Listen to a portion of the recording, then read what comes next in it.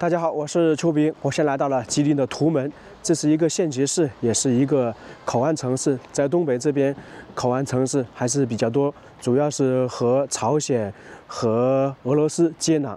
这样的话，就有很多口岸。之前我们去了丹东、吉安，现在就来到了图门。图门口岸这边也算是和朝鲜接壤的第二大口岸，第一肯定是丹东了。我们在那里还看到鸭绿江断桥，那在这边呢也是有公路和铁路搭桥的。等一下我们能够看得到。第一站我就来到了图门的火车站。一般来一个城市参观，它的博物馆和它的火车站都可以来看一看。图门这个站呢还是挺有意思的，它始建年份很早。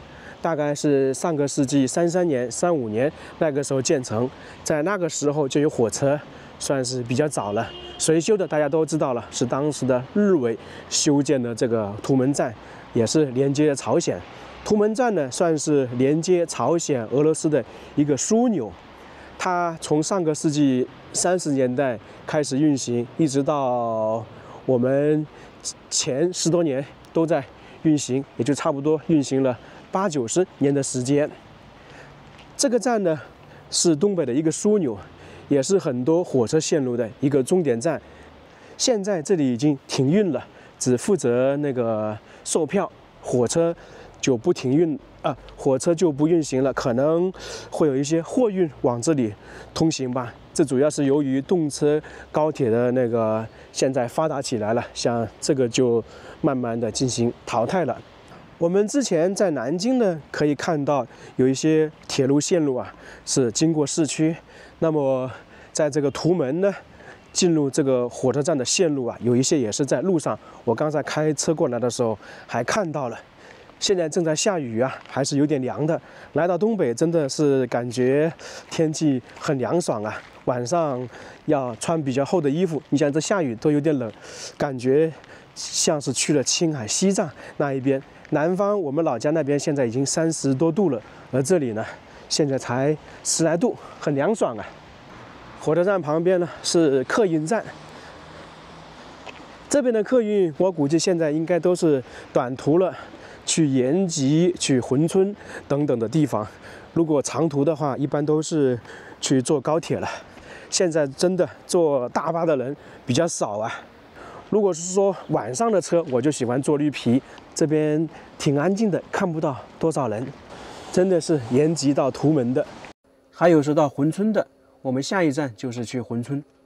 延边这边是一个朝鲜族自治州嘛，来到这里呢，它所有的标识牌都是有2种文字的，一种是汉字，一种是朝鲜语。大家应该可以看到了，不管是路牌还是招牌都是一样。说句真的，我是很久没有在城市里面走了，因为我自驾的话，我一般也不进城。我那个车比较大嘛，主要是停在郊区。这个城市还是挺漂亮的，这一块应该是中心吧，一般有些老的火车站都是在中心。说真的，我还是喜欢这样的小城市，它整体房屋不会那么高，也没有那么多人。这种小城市呢，就比较适合生活嘛。可能压力也没有那么大。在这个市中心有一个纪念碑，叫做苏联红军烈士纪念碑。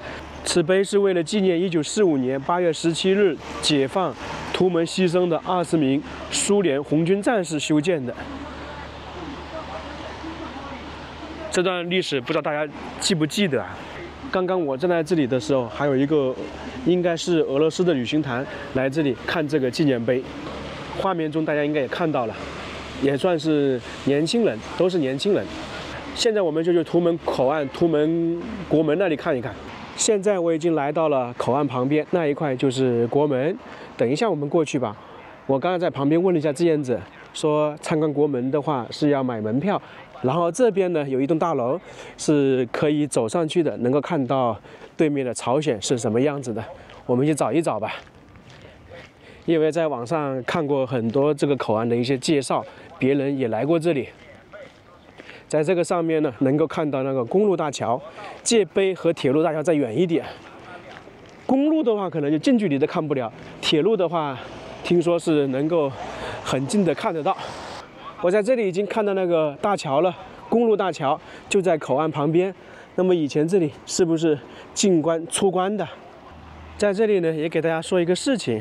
我刚刚把车一停下来，就有好几个人围着我说：“你是不是来旅游的？你车停这里不对，这里离口岸呢，离界碑都有点远，我带你去，还是说我带你去有哪个地方？我没听清楚，只要100块钱。大家不要相信这些。来到这里，车很多地方都可以停的，我直接停在那个口岸那一块，不收费的。你如果跟着他们100块钱，那就是冤枉钱了。不管是这个地方，其实去很多地方旅游景区也好。”不要相信那些拉客的，大家按照正常来走就行。这里呢，国门也好，界碑也好，铁路大桥也好，都很近，都走也行，自己开车也行，反正停车是免费的。这里有一个打卡点，就是在上面。我们先去看看这个大桥，然后再去上面看看那个情况。我在图门很想你，中朝边境留念。这边是我们国家，那个江对面就是朝鲜了。这一块是以图们江作为界河的，再往下面一点呢是鸭绿江作为界河。我们看一下，那个是一条跨江大桥。这个大桥呢，在以前其实作用还是比较大的，一般有一些货物会往这里通过。然后呢，两边的人探亲啊、访友啊，都是通过这条跨江大桥过去的。你看那边就是口岸嘛，通过那里过去。但现在好像不知道通关了没有。我本来呢还是想去对面看一下的，但是问了一些旅行社，都说没通关，就没办法了。在这个2楼呢，视线比较好，能够看到朝鲜。我们现在看看这里能不能看到图们江。因为这条江呢，有一条比较特殊。去年我们在新疆看到那个有一条河流是通往那个北冰洋的，应该说是中国唯一通往北冰洋的。而这一块的图们江呢，算是中国唯一那个流入到日本海的。图们江发源于长白山天池嘛，东北的几大河流基本上都是发源于长白山。其实呢，算起来大的河流啊，都是发源于高山的。你像新疆的阿尔泰山、天山下面会有很多河流，比较典型的塔里木河。而我们国家的母亲河黄河还有长江是发源于青藏高原的，这个大家应该都知道了。现在呢，我们就去2楼看一看图门老虎商店。基本上来这里玩的人都会去上面打卡一下。这边可以上去是吧？啊，谢谢。免费看朝鲜，不收费的，这个还挺好。老虎商店2楼，看国门望朝鲜，这是很多那种朝鲜族的服装吧？这在影视剧中看到，现场还是第一次看到的。哦，就在那一块，在这里都感觉视线很好。站在这个2楼的位置确实是非常不错，看对面的朝鲜，包括前方能够看得清清楚楚。我们现在看到的那座桥呢，就是图们江大桥，下面是图们江，一条美丽的河，也是中国与朝鲜的界河。图们江我们刚刚说了，它是发源于长白山，干流呢全长525公里，其中呢现在510公里是在我们国家，最后15公里呢是在朝鲜和俄罗斯的中间。在清朝的时候，图们江全部在我们国家。只不过由于众所周知的原因，后面呢，最后15公里就不是我们的了，使得我们呢也丧失了这个非常重要的出海口。过2天呢，我们得去那一块看一看，在那边呢能够一眼望三国。这一座图们江大桥呢是连接中朝的友谊桥，建于上个世纪40年代，全长呢大概是1000米，宽约30米。对面是朝鲜的第13大城市南阳，在这一块呢，我们能看到对面的房屋，整体看起来感觉是不错的。那其实这是表面现象，等一下我们去另外一个公园的高处，就能够完全看对面朝鲜这个南阳城市的全貌。这是一座公路大桥，现在应该是没有通关。在之前的话，两岸人们往来可能就是通过这座桥。大家可以相互的探亲，以及一些陆运的货物也是通过这里的。在对面有一座房屋比较大，不知道是不是礼堂，上面呢有朝鲜之前2位领导人的照片，相信大家都认得出来了。我刚刚站在这里的时候，听旁边的导游跟其他人介绍，这个照片只有正常天气才能看到，如果碰到下雨天是看不到的，会用盖子盖住了，理由就是说不能让雨淋着他们。这个观景平台离对面其实还是挺远的，估计有700-800米的距离吧。在这一块呢，提供了很多望远镜，让大家能够通过望远镜看到对方，看得清清楚楚啊。包括那2个画像，我们在视频里面可能有点模糊，但是望远镜看的是非常清晰。这一块服务我觉得挺到位。2楼和1楼呢都是商店，只是说给大家开放了一个参观的地方。这些都是俄罗斯套娃，我们之前在吉姆乃口岸也看到过。这么大的套娃，一般是在这些边境口岸才能看到，其他地方可能比较少。那这个公路大桥就看完了，我们去下一站。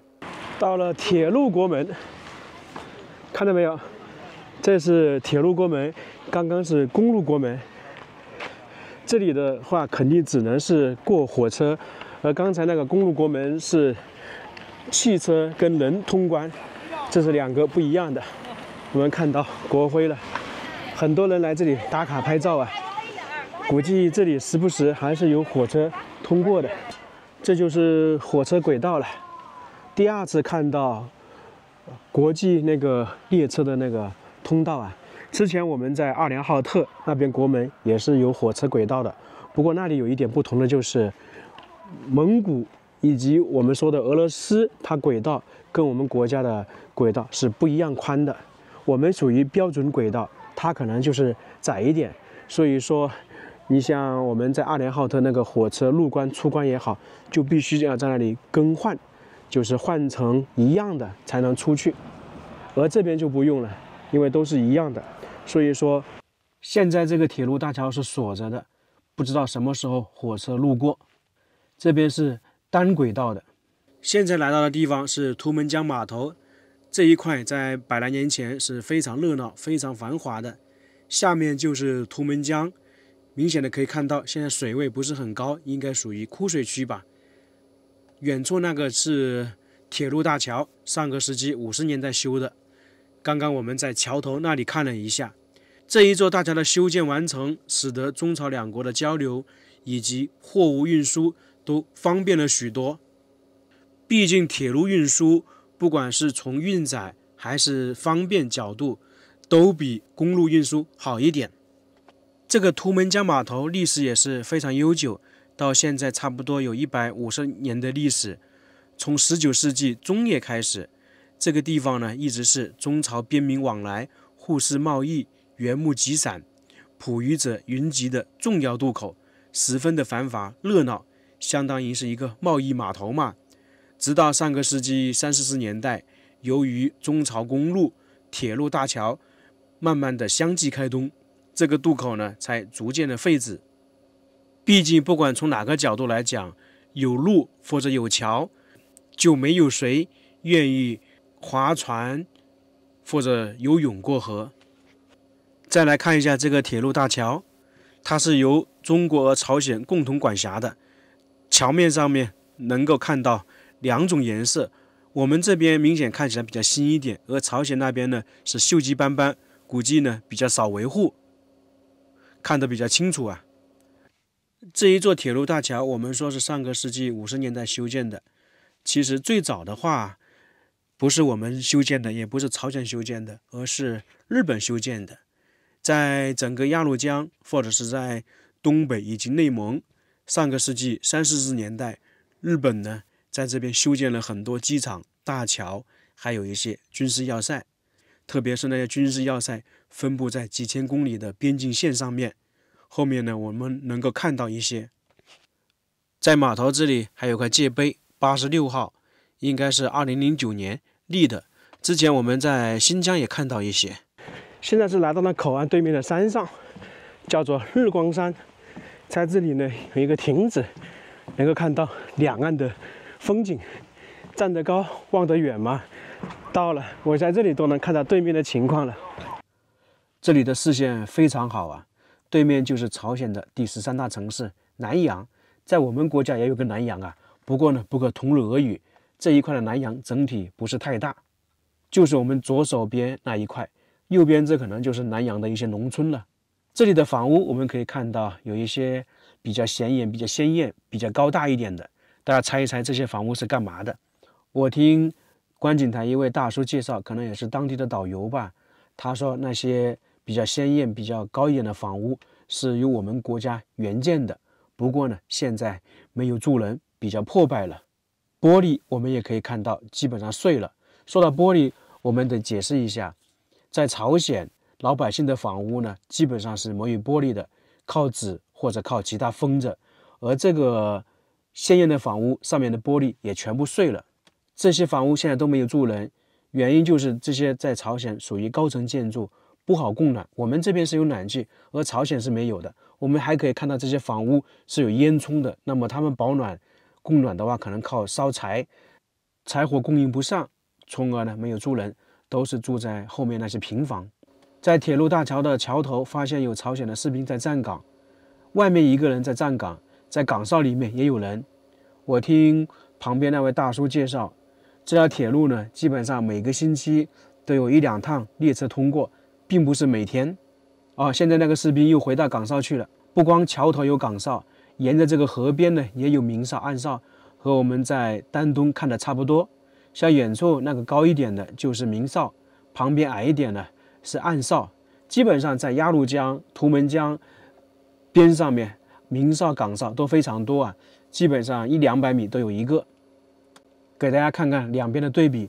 图们呢，在我们国家，甚至说在吉林这一块，算是一个比较小的城市，都是高楼大厦。而对面的朝鲜呢，除了我们援建的稍微高一点，其他的基本上都是比较矮小的平房。尽管说这里是属于朝鲜的第13大城市，但是呢，它城市里面的道路啊，也都是泥土路，没有柏油路或者水泥路，跟在丹东那边看到的都是一个样。估计朝鲜只有那些比较大的城市，像平壤啊，或者是新义州，其他的地方估计都没有柏油路、水泥路。在这里能看到对面有小孩在那里游玩，估计旁边这些建筑呢就是学校，还有小孩在荡秋千呢，还看到一个人在骑自行车。朝鲜的大部分交通工具可能就是自行车，而且呢还是条件稍微好一点的人才有。摩托车和轿车基本上在大街上，在这些城市可能就看不到了。在朝鲜这个城市，除了前方这些我们国家援建的房屋之外，还有一座比较大的，特别左边那一座，我一开始以为是政府大楼，后面旁边那位大叔说是朝鲜这一块的火车站，上面有2幅画像，就是我们一开始在公路大桥那边看到的。他们的办公包括居住的房屋都是偏向于矮一点，没有高楼大厦。今天来到这里，最大的收获就是看到朝鲜的火车运行是不一样的方式，它是靠人推着火车前进。我们现在把它放大看一下，大家就能够看得比较清楚了。这样就看得比较清楚了，明显是有很多人在推着这个火车前进，不知道是停电了还是其他的原因，反正是人们在推着这个火车前进，很有意思吧？这个我现在是拍着别人的手机啊，因为它的焦距长一点。这是我自己的手机拍的，尽管有点远，但是明显也能看得出来是有人推着火车前进的，前方、中间和后面都有人推着。真的是第一次看到火车运行竟然要靠人推着走，也不像是坏了，应该不会这么巧吧？我估计经常是有人推着行驶的。真的是长见识了，火车原来可以这样运行。我们说轿车、汽车推着走还说得过去，火车进来还有人推着，那基本上算是代表落后的标志了。